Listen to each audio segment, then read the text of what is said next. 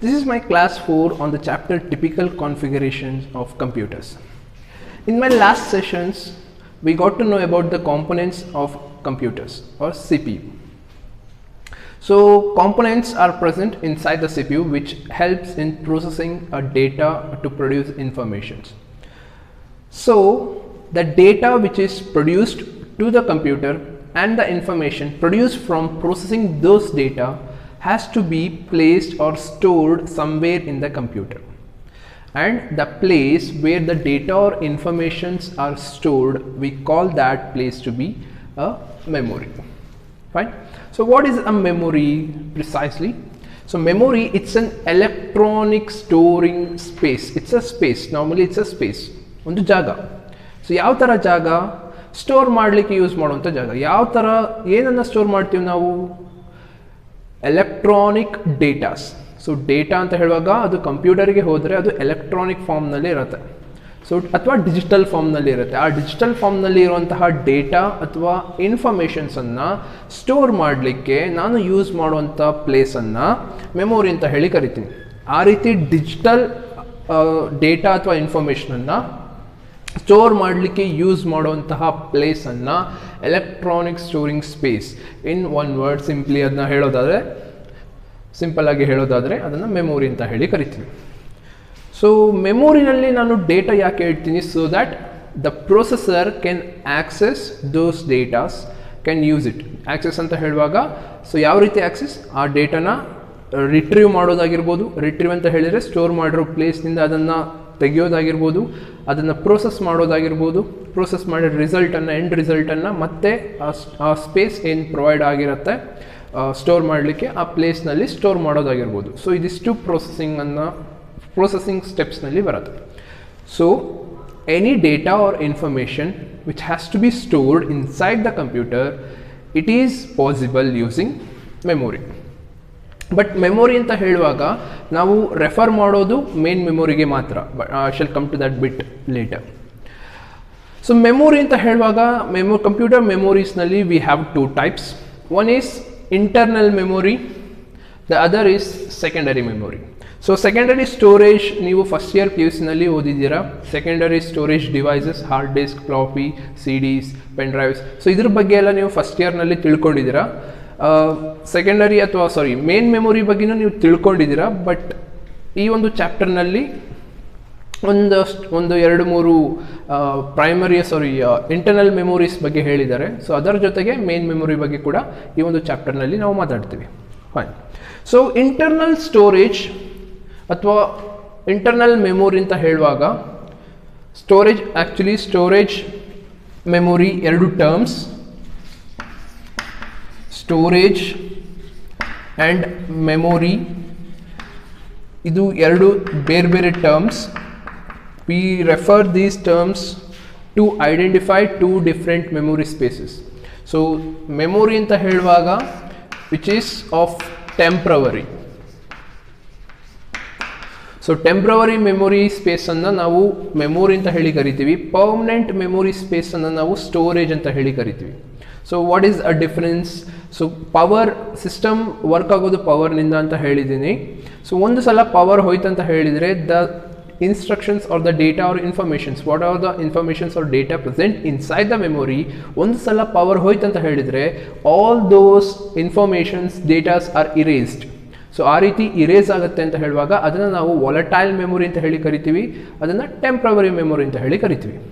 Storage ಅಂತ ಹೇಳುವಾಗ the space which is use to store information or data permanently. Permanent ಆಗಿ ನಾನು data ಅಥವಾ ಇನ್ಫಾರ್ಮೇಷನ್ಸನ್ನು, ಸಿಂಪಲ್ ಆಗಿ ಹೇಳೋದಾದರೆ ಫೈಲ್ಸನ್ನು, ಡಾಕ್ಯುಮೆಂಟ್ಸನ್ನು ಪರ್ಮನೆಂಟ್ ಆಗಿ ನಾನು ಸ್ಟೋರ್ ಮಾಡಬೇಕು ಅಂತ ಹೇಳಿದರೆ ಆ ಸ್ಪೇಸನ್ನು ನಾನು ಸ್ಟೋರೇಜ್ ಅಂತ ಹೇಳಿ ಕರಿತೀನಿ. So memory is a temporary space. Storage is a permanent space where data is stored even after the power is off. So power ಹೋದರೂ ಕೂಡ ಸ್ಟೋರೇಜ್ನಲ್ಲಿ ನಾನು ಏನು ಸ್ಟೋರ್ ಮಾಡಿದ್ದೀನಿ ಡೇಟಾ, ಆ ಡೇಟಾ ಅಥವಾ ಇನ್ಫಾರ್ಮೇಷನ್, ಸೊ ಅದು ಹಾಗೇ ಇರುತ್ತೆ. So storage, memory are two different terminologies. Okay, fine. So internal ಸ್ಟೋರೇಜ್ಗೆ ಬರೋದಾದರೆ ಈಗ, ಸೊ ಇಂಟರ್ನಲ್ ಸ್ಟೋರೇಜ್ಗೆ ಬರಲಿಕ್ಕೂ ಮೊದಲು ಮೆಮೊರಿ ಯಾಕೆ ಬೇಕು ಅಂತ ನೋಡಿದರೆ, so memory is used by the processor to access some data or information. So data ಅಥವಾ ಇನ್ಫಾರ್ಮೇಷನ್ ಪ್ರೋಸೆಸ್ ಆಗಬೇಕಂತ ಹೇಳಿದರೆ ಸಿಸ್ಟಮ್ನಲ್ಲಿ ಅದು ಎಲ್ಲಾದರೂ ಒಂದು ಸ್ಪೇಸ್ನಲ್ಲಿ ಸ್ಟೋರ್ ಆಗಿರಬೇಕು. ಆ ರೀತಿ ಸ್ಟೋರ್ ಆಗಿದ್ರೆ ಮಾತ್ರ ಪ್ರೊಸೆಸರ್ ಅದನ್ನು ರಿಟ್ರೀವ್ ಮಾಡಿಕೊಂಡು ಅದನ್ನು ಪ್ರೊಸೆಸ್ ಮಾಡಲಿಕ್ಕೆ ಸಾಧ್ಯ. So unless the information or data is stored somewhere, the processor cannot process. Okay, so ಆ ರೀತಿ ಪ್ರೊಸೆಸ್ ಮಾಡಬೇಕು, ಏನಾದರೂ ಫಂಕ್ಷನ್ ಆಗಬೇಕು ಅಂತ ಹೇಳುವಾಗ ಸಿ ಪಿ ಯುನಲ್ಲಿ I have to store those data. So ಆ ರೀತಿ ಸ್ಟೋರ್ ಮಾಡಲಿಕ್ಕೆ ಐ ಯೂಸ್ ಮೆಮೊರಿ. ಸೊ ಅದರಲ್ಲಿ 2 ಟೈಪ್ಸ್ ಬರುತ್ತೆ, internal memory, secondary memory. Secondary ಮೆಮೊರಿಯನ್ನು ನಾವು ಸೆಕೆಂಡರಿ ಸ್ಟೋರೇಜ್ ಅಂತ ಕೂಡ ಹೇಳಿ ಕರಿತೀವಿ. ಸೆಕೆಂಡರಿ ಮೆಮೊರಿಯನ್ನು we often call to be storage ಅಂತ ಕೂಡ ಹೇಳಿ ಕರಿತೀವಿ. ಇಂಟರ್ನಲ್ ಮೆಮೊರಿಯನ್ನು we use a word memory itself, but secondary memory we often refer to as storage. So which means secondary memory holds data or information permanently, whereas internal memory stores data or information temporarily. Fine. Internal ಮೆಮೊರಿನಲ್ಲಿ ನೋಡೋದಾದರೆ, so ನಾನು ನಿಮಗೆ main memory ಬಗ್ಗೆ ಮಾತ್ರ first ಇಯರ್ನಲ್ಲಿ ಹೇಳಿರ್ತೀನಿ. So ಅದರಲ್ಲಿ ನೀವು RAM Ram ಬಗ್ಗೆ ಮಾತ್ರ ತಿಳ್ಕೊಂಡಿರ್ತೀರ. ಬಟ್ ಈ ಒಂದು ಚಾಪ್ಟರ್ನಲ್ಲಿ ಎಕ್ಸ್ಟ್ರಾ ಟರ್ಮ್ಸ್ ನೋಡೋದಾದರೆ ರಿಜಿಸ್ಟರ್ಸ್ ಆ್ಯಂಡ್ ಕ್ಯಾಶ್ ಮೆಮೊರಿ ಬರುತ್ತೆ. ಸೊ ಇದನ್ನು ಪ್ರೊನೌನ್ಸ್ ಮಾಡುವಾಗ CACHE. ಸೊ ಇದನ್ನು ಪ್ರೊನೌನ್ಸ್ ಮಾಡುವಾಗ we are suppose to pronounce it as cache. Okay, registers, cache, primary memory are internal memories. Okay, so ಈಗ ಯಾಕೆ ಟೈಪ್ಸ್ ಬೇಕು? Because memory has its own limitations. So the data, if it exceeds the memory space, it has to get stored somewhere. So memory ಅನ್ನೋದೇನಿದೆ ಅದಕ್ಕೆ limited space ಇರುತ್ತೆ. So ಅದಕ್ಕೆ ಎಷ್ಟಾಗುತ್ತೆ ಅಷ್ಟು ಮಾತ್ರ ಡೇಟಾ ಅಥವಾ ಇನ್ಫಾರ್ಮೇಷನನ್ನು ಸ್ಟೋರ್ ಮಾಡ್ಕೊಳ್ಳುತ್ತೆ. Once the limitations are exceeded, so limitation is exceeded, so limitation ದಾಟಿ ಹೋಯ್ತು ಅಂತ ಹೇಳಿದರೆ I need to store those exceeded data or informations. So ಅದನ್ನು ಸ್ಟೋರ್ ಮಾಡಲಿಕ್ಕೆ ನನಗೆ ಬೇರೆ ಸ್ಟೋರೇಜ್ ಡಿವೈಸಸನ್ನು ಹೆಲ್ಪ್ ತೊಗೋಬೇಕು. ಸೊ ಅದಕ್ಕೋಸ್ಕರ ನಮಗೆ ಇಷ್ಟು ಟೈಪ್ಸ್ ಇದೆ. Okay, fine. So registers, cache, primary memories are set to be internal memories. Secondary storage ಅಥವಾ ಸೆಕೆಂಡರಿ ಮೆಮೊರಿಗೆ ನಿಮಗೆ ಹಾರ್ಡ್ ಡಿಸ್ಕ್, CDs, ಸೊ ಈ ರೀತಿ ಡಿವೈಸಸ್ಗಳು ಬರುತ್ತೆ. Fine. So registers are temporary memory which are present inside the processor. So ಪ್ರೊಸೆಸರ್ನ ಒಳಗೆ, so ನಿಮಗೆ ಫಂಕ್ಷನಲ್ ಯೂನಿಟ್ಸ್ ಆಫ್ ಕಂಪ್ಯೂಟರ್ಸನ್ನು ಎಕ್ಸ್ಪ್ಲೇನ್ ಮಾಡುವಾಗ ಸಿ ಪಿ ಯುನಲ್ಲಿ we have 3 sub units which are control unit, arithmetic and logical unit and memory unit. So ನಾವು ಪ್ರೊಸೆಸರನ್ನು ಸಿ ಪಿ ಯು ಅಂತಲೇ ಹೇಳಿ ರೆಫರ್ ಮಾಡ್ಕೊಳ್ತೀವಿ ಅಂತ ನಾನು ಲಾಸ್ಟ್ ಸೆಷನ್ಸ್ನಲ್ಲಿ ಹೇಳಿದ್ದೆ, ಒನ್ ಆಫ್ ದಿ ಸೆಷನ್ಸ್ನಲ್ಲಿ ಹೇಳಿದ್ದೆ. So processor holds memory unit and arithmetic and logical unit, ಇದೆರಡನ್ನು ನಾನು ನಿಮಗೆ ಲಾಸ್ಟ್ ಸೆಷನ್ಸ್ನಲ್ಲಿ ಹೇಳಿದ್ದೆ. But processor also holds memory unit 2. So ಯಾವ ಥರ ಮೆಮೊರೀಸನ್ನು ಪ್ರೊಸೆಸರ್ ಹೋಲ್ಡ್ ಮಾಡತ್ತಂದರೆ registers and cache memory. So ಈ ಎರಡೂ ಇಂಟರ್ನಲ್ ಮೆಮೊರೀಸನ್ನು ಪ್ರೊಸೆಸರ್ನಲ್ಲಿ ಕೂಡ ನಾವು ನೋಡ್ತೀವಿ. ಹಾಗಾಗಿ on a whole we say processor to be C P U itself. Okay, ಪ್ರೊಸೆಸರನ್ನು ನಾವು ಸಿ ಪಿ ಯು ಅಂತ ಹೇಳಲಿಕ್ಕೆ ಕಾರಣ it holds ALU and control unit, major component of the CPU functional ಯೂನಿಟ್ಸ್ನಲ್ಲಿ. ನಾನು ನಿಮಗೆ ಲಾಸ್ಟ್ ಕ್ಲಾಸ್ನಲ್ಲಿ ಮೆಮೊರಿ ಯೂನಿಟ್ ಬಗ್ಗೆ ಯಾಕೆ ಹೇಳಲಿಲ್ಲ, ಮೆಮೊರಿ ಯೂನಿಟ್ ಕೂಡ ಇಲ್ಲೇ ಇರುತ್ತೆ ಅಂತ ಯಾಕೆ ಹೇಳಲಿಲ್ಲ ಅಂದರೆ you might get confused. Because register cache ಬಗ್ಗೆ ನಾನು ನೆಕ್ಸ್ಟ್ ಫರ್ದರ್ ಕ್ಲಾಸಸ್ನಲ್ಲಿ ಹೇಳ್ತೀನಿ ಅಂತ ಇದ್ದಿದ್ದರಿಂದ ನಾನು ನಿಮಗೆ ಲಾಸ್ಟ್ ಸೆಷನ್ಸ್ನಲ್ಲಿ ಮೆಮೊರಿ ಯೂನಿಟ್ ಬಗ್ಗೆ ಹೇಳಿರಲಿಲ್ಲ. ಪ್ರೊಸೆಸರ್ನಲ್ಲಿ ಮೆಮೊರಿ ಯೂನಿಟ್ ಕೂಡ ಇದೆ ಅನ್ನೋದನ್ನು ನಿಮಗೆ ಹೇಳಿರಲಿಲ್ಲ. But memory unit also resides in ಪ್ರೊಸೆಸರ್ನಲ್ಲಿ ನನಗೆ ಮೆಮೊರಿ ಯೂನಿಟ್ ಕೂಡ ಇದೆ. ಯಾವ ಥರ memories? Registers and cache memory. So ಕ್ಯಾಶ್ನಲ್ಲಿ ಕೂಡ ಟೈಪ್ಸ್ ಬರುತ್ತೆ, ಅದನ್ನ ನೆಕ್ಸ್ಟ್ ಎಕ್ಸ್ಪ್ಲೇನ್ ಮಾಡಿ. Okay, fine. Registers are those memories which are internal memory present inside the ಪ್ರೊಸೆಸರ್ನ ಒಳಗೆ ರಿಜಿಸ್ಟರ್ಸ್ ಬರುತ್ತೆ. So registers have a very quick access. ಪ್ರೊಸೆಸರ್ನೊಳಗೆ ಇರೋದ್ರಿಂದ ಪ್ರೊಸೆಸರ್ ಎಲ್ಲ ಫಂಕ್ಷನಾಲಿಟಿ ಮಾಡೋದ್ರಿಂದ, ಸೊ ರಿಜಿಸ್ಟರ್ ಅನ್ನೋದು ಪ್ರೊಸೆಸರ್ನ ಒಳಗೆ ಇರೋದ್ರಿಂದ ಡೇಟಾ ಅಥವಾ ಇನ್ಫಾರ್ಮೇಷನ್ ಡೇಟಾ ಅನ್ನೋದೇನಿದೆ ಅದು ರಿಜಿಸ್ಟರ್ ಮುಖಾಂತರ ಡೈರೆಕ್ಟಾಗಿ ತಗೊಳ್ಳೋದ್ರಿಂದ ಪ್ರೋಸೆಸಿಂಗ್ ಸ್ಪೀಡ್ ಬೇಗ ಆಗತ್ತೆ. ಓಕೆ, ಸೊ ರಿಜಿಸ್ಟರ್ಸ್ ತುಂಬ ಕಮ್ಮಿ ಮೆಮೊರಿ ಸೈಜನ್ನು ಇಟ್ಕೊಂಡಿರತ್ತೆ, ತುಂಬ ಕಮ್ಮಿ. ಸೊ ಯಾಕೆ ಅಂದರೆ ನನಗೆ ಆ ಮೂಮೆಂಟ್ನಲ್ಲಿ ಪ್ರೋಸೆಸ್ ಆಗುವಂಥ ಇನ್ಸ್ಟ್ರಕ್ಷನ್ ಯಾವುದು, ಆ ಇನ್ಸ್ಟ್ರಕ್ಷನ್, ಆ ಒಂದು ಡೇಟಾ, ಆ ಒಂದು ವ್ಯಾಲ್ಯೂವನ್ನು ಮಾತ್ರ ರಿಜಿಸ್ಟರ್ ಹೋಲ್ಡ್ ಮಾಡ್ಕೊಂಡಿರುತ್ತೆ, ಕರೆಂಟ್ ಪ್ರೋಸೆಸಿಂಗ್ ಡೇಟಾ. ಸೊ ಒಂದಷ್ಟು ಡೇಟಾ, ಒಂದು ಸಪೋಸ್ ಒಂದು 10 ಫಂಕ್ಷನಾಲಿಟಿ ಅಥವಾ ಒಂದು 10 ಇನ್ಸ್ಟ್ರಕ್ಷನ್ಸ್ ವರ್ಕ್ ಆಗ್ತಾ ಇದೆ ಅಂತ ಅಂದ್ಕೊಳ್ಳಿ. ಸೊ ಇನ್ಸ್ಟ್ರಕ್ಷನ್ಸ್ ಯಾವ ರೀತಿ, add some number 20 + 30, subtract 30 + 50. So ಈ ರೀತಿ ಒಂದು 10 ಇನ್ಸ್ಟ್ರಕ್ಷನ್ಸ್. ಸೊ ಇದು ಒಂದು ಇನ್ಸ್ಟ್ರಕ್ಷನ್, ಇದು ಒಂದು ಇನ್ಸ್ಟ್ರಕ್ಷನ್, ಈ ರೀತಿ ಒಂದು 10 ಇನ್ಸ್ಟ್ರಕ್ಷನ್ಸ್ ಇರುತ್ತೆ ಅಂತ ಅಂದ್ಕೊಳ್ಳಿ. ಪ್ರೊಸೆಸರ್ 10 ಇನ್ಸ್ಟ್ರಕ್ಷನ್ ವರ್ಕ್ ಮಾಡ್ತಾ ಇದೆ, ಬಟ್ ಪ್ರೆಸೆಂಟ್ಲಿ ಆ್ಯಡ್ 20 + 30 ಅಂತ ಹೇಳುವಾಗ ಈ ರಿಜಿಸ್ಟರ್ಸ್ನಲ್ಲಿ ಇದಕ್ಕೆ ಸಂಬಂಧಪಟ್ಟ ಡೇಟಾ ಮಾತ್ರ ಇರುತ್ತೆ, rest of the datas are not available. So ಅದನ್ನು ನಾವು ಪ್ರೈಮರಿ ಮೆಮೊರಿನಲ್ಲಿ ನೋಡ್ತೀವಿ. ಸೊ ಆ ಪ್ರೈಮರಿ ಮೆಮೊರಿಗೆ ಬಂದಾಗ ಹೇಳ್ತೀನಿ. So registers are those temporary memories which are present inside the processor. So ಪ್ರೊಸೆಸರ್ನೊಳಗೆ ಬರುತ್ತೆ ರಿಜಿಸ್ಟರ್ಸ್. ಓಕೆ, ನೆಕ್ಸ್ಟ್ ಕ್ಯಾಶ್ ಮೆಮೊರಿಗೆ ಬರೋದಾದರೆ, so cache memories are similar to registers, but cache memory holds ರೀಸೆಂಟಾಗಿ ನಾವು ಯಾವ್ಯಾವ ಇನ್ಸ್ಟ್ರಕ್ಷನ್ಸನ್ನು ಎಕ್ಸಿಕ್ಯೂಟ್ ಮಾಡಿದ್ದೀವಿ ಅಥವಾ ಪ್ರೋಸೆಸ್ ಮಾಡಿದ್ದೀವಿ ಅದರ ಡೀಟೇಲ್ಸ್ ಈ ಕ್ಯಾಶ್ ಮೆಮೊರಿನಲ್ಲಿ ಇರುತ್ತೆ. Okay, so cash memory holds the recent instructions executed by the processor. So ಇದರಲ್ಲಿ ನಾವು ಟೈಪ್ಸನ್ನು ನೋಡ್ತೀವಿ, level 1 cache memory, level 2 cache memory. In some latest motherboards we also see level 3 cache memories. Okay, so cache memories anna navu RAM anna use ಮಾಡಿ build ಮಾಡಿರ್ತೀವಿ. So ಅದನ್ನು ನಾನು types of RAMs ಬಂದಾಗ ಹೇಳ್ತೀನಿ. So cache memory is a type of temporary memory which holds currently executed instructions. Okay, cache ಮೆಮೊರಿನಲ್ಲಿ currently execute ಮಾಡ್ತಾ ಇರುವಂಥದ್ದು ಅಥವಾ ಆಗುವಂಥದ್ದು ಆ ರೀತಿ. ಈ 10 ಇನ್ಸ್ಟ್ರಕ್ಷನ್ಸ್ ಇದೆ ಅಂತ ಹೇಳುವಾಗ 10 ಇನ್ಸ್ಟ್ರಕ್ಷನ್ಸ್ ಗಳ ಬಗ್ಗೆ ಡೀಟೇಲ್ಸ್ ಈ ಕ್ಯಾಶ್ ಮೆಮೊರಿನಲ್ಲಿ ಇರುತ್ತೆ. ಸೊ ಕ್ಯಾಶ್ ಮೆಮೊರಿ ಟೈಪ್ಸ್ ಅಂತ ಹೇಳುವಾಗ we have level 1 cash, level 2 cash. So level 1 cash ಅಂತ ನೋಡುವಾಗ ಲೆವೆಲ್ 1 ಕ್ಯಾಶ್ ಇಸ್ ಪ್ರೆಸೆಂಟ್. ಇದನ್ನು ನಾನು ಪ್ರೊಸೆಸರ್ ಅಂತ ಹೇಳಿ ಕರೆದ್ರೆ, ಪ್ರೊಸೆಸರ್ನಲ್ಲಿ ರಿಜಿಸ್ಟರ್ಸ್ ಇದ್ದೇ ಇರುತ್ತೆ. Registers are present inside the processor. So cache memory it also present inside the processor. L1 cache memory processor na ಒಳಗೆ ಇರುತ್ತೆ. L2 cache memory, ಸೊ ಇದು ಮೆಮೊರಿ ಅಂತ ಇದನ್ನು ನಾನು RAM ಅಂತ ಹೇಳಿ ಕರೆದ್ರೆ ಅಥವಾ ಪ್ರೈಮರಿ ಮೆಮೊರಿ ಅಂತ ಹೇಳಿ ಕರೆದ್ರೆ, L2 cache memory it lies between primary memory and the processor. So ನಿಮಗೆ ಫಸ್ಟ್ PUC ನಲ್ಲಿ ಹೇಳುವಾಗ any functionalities is carried out using primary memory only ಅಂತ ಹೇಳಿರ್ತೀನಿ. ಸೊ ಈಗ ಪ್ರೈಮರಿ ಮೆಮೊರಿನಲ್ಲಿ ಯಾವುದೇ ಫಂಕ್ಷನಾಲಿಟಿ ಆಗಬೇಕಂತ ಹೇಳಿದ್ರು, ಯಾವುದೇ ಪ್ರೊಸೆಸಿಂಗ್ ಆಗಬೇಕಂತ ಹೇಳಿದ್ರು, ಇನ್ಫಾರ್ಮೇಷನ್ ಅಥವಾ ಡೇಟಾ ಅಥವಾ ಇನ್ಸ್ಟ್ರಕ್ಷನ್ಸ್ ಪ್ರೈಮರಿ ಮೆಮೊರಿನಲ್ಲೇ ಇರುತ್ತೆ.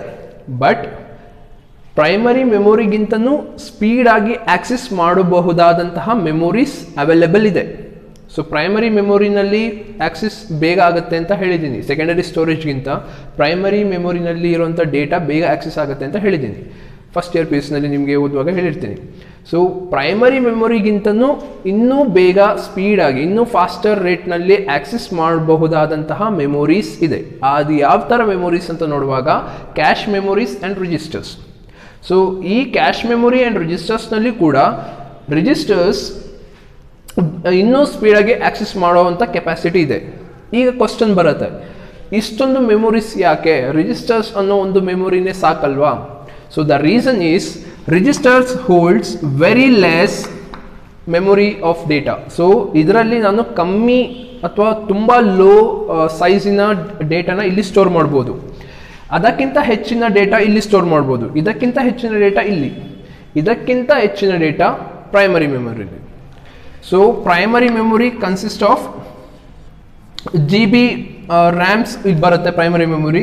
ಇಲ್ಲಿ ನಾವು GB 1GB 1 2 8 12 ಸೊ ಈ ರೀತಿ GB ಲೆಕ್ಕದಲ್ಲಿ ಪ್ರೈಮರಿ ಮೆಮೊರಿಯನ್ನು ಸ್ಟೋರ್ ಮಾಡ್ಬೋದು. L2 ಇದರಲ್ಲಿ 6 MB ಅಷ್ಟು ಡೇಟಾನ ನಾನು ಸ್ಟೋರ್ ಮಾಡ್ಬೋದು. L1ನಲ್ಲಿ 2 MB ಅಷ್ಟು ಡೇಟಾನ ನಾನು ಸ್ಟೋರ್ ಮಾಡ್ಬೋದು.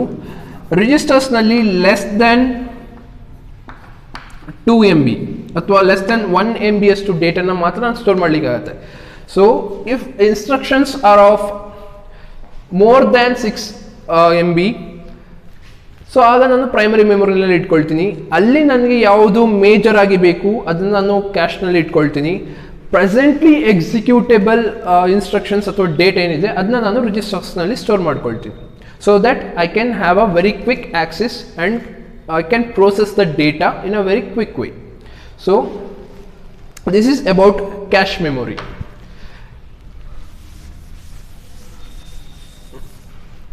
Next, primary memory ke barodadre, primary memory you have already learnt in your first year PUC. So primary memory consists of two sub memories, which is RAM and ROM. Random access memory, read only memory. So read only memory anta heluvaga we can only read the data present inside ROM. RAM anta heluvaga we can read and write. Okay, registers, cache memory, RAM, it's all volatile in nature. So RAM agirbodu, cache agirbodu, registers agirbodu, it's all volatile in nature. So ROM ಅನ್ನೋದು non volatile memory. Okay, volatile ಅಂತ ಹೇಳುವಾಗ with are where the data or instructions present inside RAM, cache or registers are erased once the power is off. ಒಂದು ಸಲ current ಹೋಯ್ತು ಅಂತ ಹೇಳಿದರೆ, power ಹೋಯ್ತು ಅಂತ ಹೇಳಿದರೆ, ರಿಜಿಸ್ಟರ್ಸ್, ಕ್ಯಾಶ್ ಮೆಮೊರಿ ಮತ್ತು ರ್ಯಾಮ್ನಲ್ಲಿ ಇರುವಂತಹ ಡೇಟಾ ಅಥವಾ ಇನ್ಫಾರ್ಮೇಷನ್ ಇರೇಸ್ ಆಗಿಬಿಡತ್ತೆ. So that's the reason we call these memories as volatile memory. ರಾಮ್ನಲ್ಲಿ ಇದನ್ನು ನಾವು ಯಾಕೆ ನಾನ್ ವಾಲಟೈಲ್ ಅಂತ ಹೇಳ್ತೀವಿ ಅಂದರೆ, ಸೊ ರಾಮ್ನಲ್ಲಿ ಪ್ರೆಸೆಂಟ್ ಇರುವಂತಹ ಪ್ರೋಗ್ರಾಮ್ಸ್ ಆಗಿರ್ಬೋದು, ಇನ್ಸ್ಟ್ರಕ್ಷನ್ಸ್ ಆಗಿರ್ಬೋದು, it will be present even the power is off. Current ಹೋದರೂ ಕೂಡ ರಾಮ್ನಲ್ಲಿ ಇರುವಂತಹ ಇನ್ಫಾರ್ಮೇಷನ್ ಆಗಿರ್ಬೋದು, ಇನ್ಸ್ಟ್ರಕ್ಷನ್ಸ್ ಆಗಿರ್ಬೋದು, ಅದು ಹಾಗೆ ಪ್ರೆಸೆಂಟ್ ಇರುತ್ತೆ. ಸೊ ಹಾಗಾಗಿ ನಾವು ರಾಮನ್ನು ನಾನ್ ವಾಲಟೈಲ್ ಮೆಮೊರಿ ಅಂತ ಹೇಳಿ ಕರಿತೀವಿ. And it also read only memory. So I can read and right in RAM. Read and right ಅಂತ ಹೇಳಿದರೆ ರ್ಯಾಮ್ನಲ್ಲಿ ಇರುವಂಥ ಇನ್ಫಾರ್ಮೇಷನನ್ನು ನಾನು ನೋಡ್ಬೋದು ಅಥವಾ ಹೊರಗೆ ತೆಗಿಬೋದು. ರೈಟ್ ಅಂತ ಹೇಳಿದರೆ ರ್ಯಾಮಿಗೆ ನಾನು ಡೇಟಾ ಅಥವಾ ಇನ್ಫಾರ್ಮೇಷನನ್ನು ಸ್ಟೋರ್ ಮಾಡ್ಬೋದು. So that's the meaning of read and right. Right ಅಂತ ಹೇಳುವಾಗ ಸ್ಟೋರ್ ಮಾಡ್ತೀನಿ, ರೀಡ್ ಅಂತ ಹೇಳುವಾಗ ಇರೋ ಡೇಟಾನ ಹೊರಗೆ ತೆಗೆಯೋದಾಗಿರ್ಬೋದು ಅಥವಾ ಇರೋ ಡೇಟಾನ ಡಿಲೀಟ್ ಮಾಡೋದಾಗಿರ್ಬೋದು, ಈ ರೀತಿ. ಫೈನ್. ಸೊ ರ್ಯಾಮ್ಸ್ನಲ್ಲಿ ನೋಡೋದಾದರೆ we have types of rams. We have SRAM. SRAM refers to static RAM. So SRAM anta heluvaga static RAM. Static RAM we often use these sort of static RAMs in cache. Cache memory annagi ನಾವು static RAM ಅನ್ನು use ಮಾಡ್ತೀವಿ. So static RAM which should have a constant power supply. Constant power supply ಅಂತ ಹೇಳುವಾಗ continuous ಆಗಿ power supply ಇರಬೇಕು. So the name itself suggests static. So static ಅಂತ ಹೇಳುವಾಗ which never gets changed or altered. So ಯಾವುದೇ ರೀತಿಯ changes ಅಥವಾ alterations ಆಗದೇ ಇರುವಂತಹ ಮೆಮೊರಿನ ನಾವು ಸ್ಟ್ಯಾಟಿಕ್ ರ್ಯಾಮ್ ಅಂತ ಹೇಳಿ ಕರಿತೀವಿ. Static random access memory. ನಿಮಗೆ ಫುಲ್ ಫಾರ್ಮ್ಸ್ ಕೇಳುವಾಗ SRAM ಸ್ಟ್ಯಾಟಿಕ್ ರ್ಯಾಮ್ ಅಂತ ಬರೆಯೋದಲ್ಲ, ಸ್ಟ್ಯಾಟಿಕ್ ರ್ಯಾಂಡಮ್ ಆಕ್ಸೆಸ್ ಮೆಮೊರಿ. ಹಾಗೆಯೇ ಫುಲ್ ಫಾರ್ಮ್ ಕಂಪ್ಲೀಟಾಗಿ ಫುಲ್ ಫಾರ್ಮ್ಸ್ ಬರೀಬೇಕು. Okay, SRAM static RAM. So ಇದರಲ್ಲಿ ನಾನು ಡೇಟಾ ಏನು ಸ್ಟೋರ್ ಮಾಡ್ತೀನಿ, so it never gets refreshed. So refresh ಆಗೋದಿಲ್ಲ. ಸೊ ಡೇಟಾ ಏನು ಸ್ಟೋರ್ ಮಾಡ್ತಾ ಇದ್ದೀನಿ, ಒಂದು ಡೇಟಾ ಆದಮೇಲೆ ಇನ್ನೊಂದು ಡೇಟಾ ನಾನು ಸ್ಟೋರ್ ಮಾಡ್ಕೊಂಡು ಹೋಗ್ಬೋದು. It has a higher capacity of storage ಅಥವಾ memory. So I can store number of instructions inside static RAM. So it should have a continuous power supply. It never gets refreshed. So ಹಾಗಾಗಿ ಇದನ್ನು ನಾವು static ರ್ಯಾಮನ್ನು cache ಮೆಮೊರಿನಲ್ಲಿ use ಮಾಡ್ತೀವಿ. Because it never get refresh. Data ಏನಿದೆ ಅದು loss ಆಗೋದಿಲ್ಲ. Data ಏನು ಸ್ಟೋರ್ ಮಾಡಿರ್ತೀನಿ ಆ ಡೇಟಾ ಹಾಗೆ ಪ್ರೆಸೆಂಟ್ ಇರುತ್ತೆ. It never gets loss. ಹಾಗಾಗಿ ನನಗೆ ಕ್ಯಾಶ್ ಮೆಮೊರಿನಲ್ಲಿ ಯಾಕೆ ಯೂಸ್ ಮಾಡ್ತೀನಿ, ಕ್ಯಾಶ್ ಮೆಮೊರಿನಲ್ಲಿ ನನಗೆ ರೀಸೆಂಟ್ ಆಕ್ಟಿವಿಟೀಸ್ ಏನು ಬರುತ್ತೆ ಅಥವಾ ರೀಸೆಂಟ್ ಇನ್ಸ್ಟ್ರಕ್ಷನ್ಸ್ ಏನು ಯೂಸ್ ಮಾಡಿರ್ತೀನಿ ಆ ಇನ್ಸ್ಟ್ರಕ್ಷನ್ಸನ್ನು ನಾನು ಯೂಸ್ ಮಾಡೋದ್ರಿಂದ ನಾನು ಕ್ಯಾಶ್ ಮೆಮೊರಿಯನ್ನು ಸ್ಟ್ಯಾಟಿಕ್ ರ್ಯಾಮ್ ಅಂತ ಹೇಳಿ ಯೂಸ್ ಮಾಡ್ಕೊಳ್ತೀನಿ. Because it can store datas without refreshing ಅಂತ ಹೇಳುವಾಗ ಡೇಟಾ ಲಾಸ್ ಆಗೋದು ತಪ್ಪತ್ತೆ ಅಥವಾ ಡೇಟಾ ಲಾಸ್ ಆಗೋದಿಲ್ಲ. Next comes dynamic RAM, D RAM ಅಂತ ಹೇಳುವಾಗ dynamic random access memory.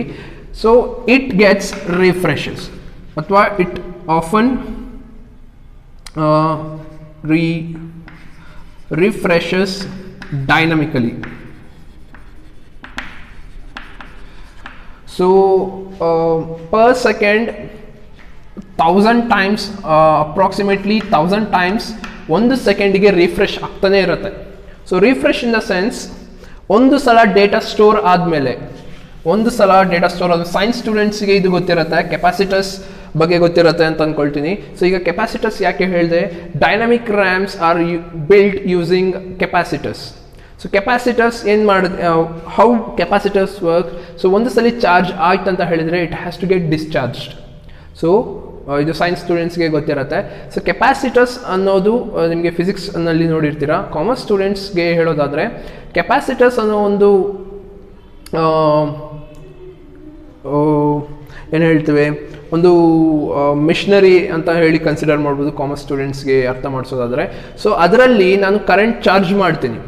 Current charge ಮಾಡಿದ ಮೇಲೆ ಆ ಕರೆಂಟ್ ಚಾರ್ಜ್ ಹೊರಗಡೆ ಬರಬೇಕು. ಸೊ ಕೆಪಾಸಿಟರ್ಸನ್ನು ನಾನು ಚಾರ್ಜ್ ಮಾಡಿದರೆ ಆ ಚಾರ್ಜ್ ಮಾಡಿರುವಂತಹ ಎನರ್ಜಿ ಏನಿದೆ ಆ ಎನರ್ಜಿ ರಿಲೀಸ್ ಆಗಲೇಬೇಕು. ಓಕೆ, ಸೊ ಆ ರೀತಿ ರಿಲೀಸ್ ಆಗುತ್ತೆ ಅಂತ ಹೇಳಿದರೆ, ಎನರ್ಜಿ ರಿಲೀಸ್ ಆಯ್ತು ಅಂತ ಹೇಳಿದರೆ, ಆ ಚಾರ್ಜ್ ಮಾಡಿರೋ ಅಷ್ಟು ಎನರ್ಜಿ ಹೋಯ್ತು ಅಂತ ಹೇಳಿದರೆ ಕೆಪಾಸಿಟರ್ ಎಂಟಿ ಆಗುತ್ತೆ. The same way so dynamic ರ್ಯಾಮ್ನಲ್ಲಿ ನಾನು ಏನು ಸ್ಟೋರ್ ಮಾಡ್ತೀನಿ, so dynamic RAM are built using capacitors ಆಗಿರೋದ್ರಿಂದ ಸೊ ಇದರಲ್ಲಿ ನಾನು ಏನು ಡೇಟಾ ಸ್ಟೋರ್ ಮಾಡ್ತೀನಿ, ಆ ಸ್ಟೋರ್ ಆಗ್ತಾ ಇದೆ ಅಂತ ಹೇಳಿದರೆ energy is passed. So energy is filled. So fill ಆಯ್ತು ಅಂತ ಹೇಳಿದರೆ ಕೆಪಾಸಿಟರ್ಸ್ನಲ್ಲಿ ಎನರ್ಜಿ ಹೊರಗೆ ಬರಬೇಕು. So energy has to get out. So ಆ ರೀತಿ ಎನರ್ಜಿ ಹೋಯ್ತು ಅಂತ ಹೇಳಿದರೆ ರ್ಯಾಮ್ ಎಂಟಿ ಆಯ್ತು ಅಂತ ಅರ್ಥ. ಸೊ ಆ ರೀತಿ ಎಂಟಿ ಆಯ್ತು ಅಂತ ಹೇಳುವಾಗ ನಾನು ಮತ್ತೆ ಡೇಟಾನ ಪುಷ್ ಮಾಡಬೇಕು. So that process is called refreshing. So ಡೇಟಾನ ಪುಷ್ ಮಾಡ್ತಾ ಹೋಗ್ತೀನಿ. So that process is called refreshing. So refresh dynamic ಆಗಿ ಆಗ್ತಾನೇ ಇರುತ್ತೆ. ಸೊ ಹಾಗಾಗಿ ಡೈನಮಿಕ್ ರ್ಯಾಮ್ ನಾವು ಕ್ಯಾಶ್ ಮೆಮೊರಿಯಲ್ಲಿ ಸ್ಟ್ಯಾಟಿಕ್ ರ್ಯಾಮನ್ನು ಯೂಸ್ ಮಾಡ್ತೀವಿ. ಡೈನಮಿಕ್ ರ್ಯಾಮ್ನಲ್ಲಿ ರಿಫ್ರೆಶಿಂಗ್ ಆಗೋದ್ರಿಂದ ಡೇಟಾ ಪ್ರೊಸೆಸಿಂಗ್ ಸ್ಪೀಡ್ ಏನಿದೆ ಕಂಪೇರ್ಡ್ ಟು ಸ್ಟ್ಯಾಟಿಕ್ ರ್ಯಾಮ್ ಇದು slow, because it gets refreshing. So ಹಾಗಾಗಿ ಡೈನಮಿಕ್ ರ್ಯಾಮ್ನಲ್ಲಿ ಏನು ಡೇಟಾ ಆಕ್ಸೆಸಿಂಗ್ ಇದೆ ಸೊ ಅದರ rate slow compared to static RAM.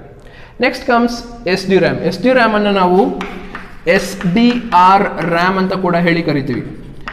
So SD stands for Synchronous Dynamic Random Access Memory. It also called as Single Data Rate Random Access Memory. Now the name itself suggests synchronous. I shall erase this. So the name itself suggests synchronous, which means it gets synchronized with the CPU clock.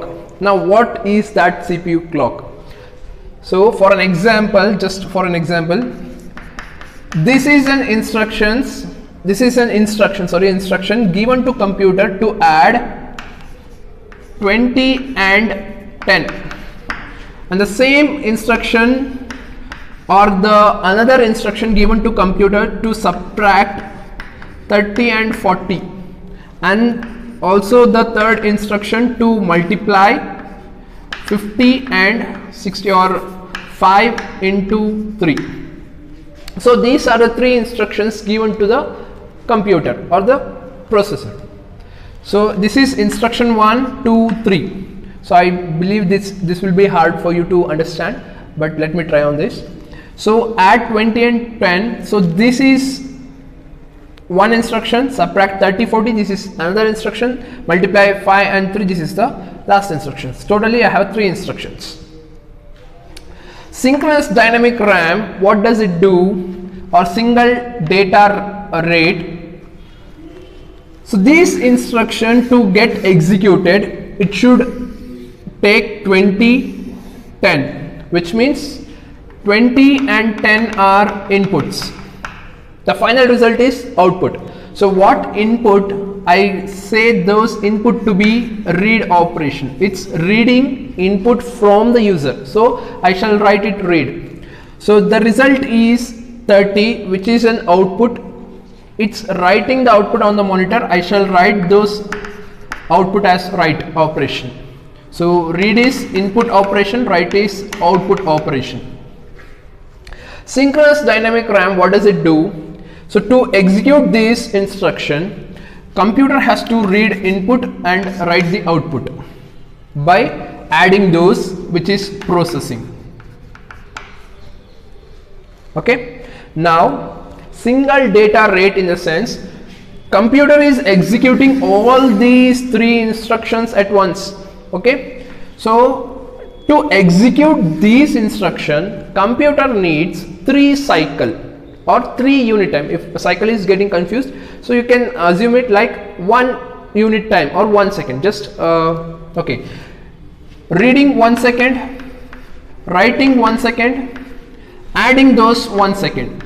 So totally 3 seconds of time required to get instruction to get processed. Okay, so I call this 3 second as 3 units or 3 cycles. So I call this as 3 cycles. Now to execute these one instruction, it takes 3 cycles, the same 3 cycle, the same 3 cycle. So synchronous dynamic RAM, what does it do? When instruction 1, I call this instruction 1 as I1, I2, I3. When this instruction 1 is getting executed, so it's reading 20 and 10. Single data rate, it also called as single data rate RAM, which means it allows only one write or one read operation for 1 unit of time. Okay, if all these 3 instructions are executing at once, 10, 20 and 10 are getting read by instruction 1, 30 and 40 has to be read, it also has to be read from second instruction. But as name itself suggests, single data rate, only one read or one operation at a time. So 20 and 10 is getting read. I cannot read from I2 instruction. So ಈಗ ಇಲ್ಲಿ ಏನಾಗ್ತಾ ಇದೆ, ಈ instruction ಕೆಲಸ ಮಾಡಲಿಕ್ಕೆ 3 second ಬೇಕು ಅಂತ ಅಂದ್ಕೊಳ್ಳಿ. 1 ಸೆಕೆಂಡ್ ಈ ನಂಬರನ್ನು ಇನ್ಪುಟ್ ತಗೊಳ್ಳಿಕ್ಕೆ, 1 ಸೆಕೆಂಡ್ ಈ ನಂಬರನ್ನು ಆ್ಯಡ್ ಮಾಡಲಿಕ್ಕೆ, ಇನ್ನೊಂದು ಸೆಕೆಂಡ್ ಈ ನಂಬರ್ ಆ್ಯಡ್ ಮಾಡಿ ರಿಸಲ್ಟ್ 30 ಏನು ಬಂದಿರುತ್ತೆ ಆ ರಿಸಲ್ಟನ್ನು ಡಿಸ್ಪ್ಲೇ ಮಾಡಲಿಕ್ಕೆ 3 ಸೆಕೆಂಡ್ಸ್ ಆಯಿತು ಅಂತ ಅಂದ್ಕೊಳ್ಳಿ.